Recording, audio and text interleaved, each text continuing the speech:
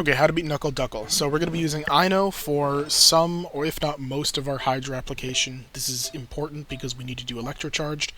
We have Lisa here for our only source of Electro, because that's the only unit they give us. If you have a better one, use someone else. I guarantee you'll have a much better time. Barbara is here for some extra Hydro because we always need it.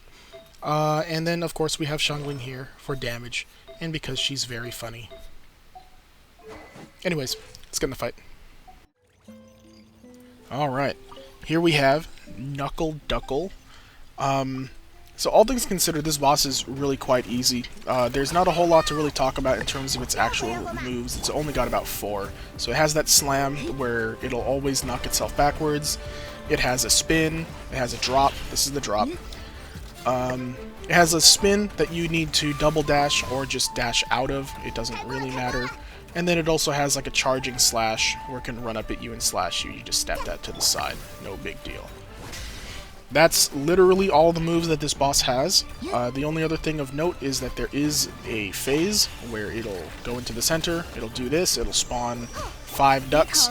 You're going to have to Electro Charge or Lunar Charge the ducks. Lunar Charge is about 3 times as effective at charging the meter than Electro Charged is, so if you have a Nepha or another unit that does Lunar Charged in the future, that's quite useful. Otherwise, the idea here is just spam as much Electro Charge as humanly possible in the time limit, because if you don't, the little ducks disappear, and then you don't get the stun phase. So here, I'm charging up the meter all the way.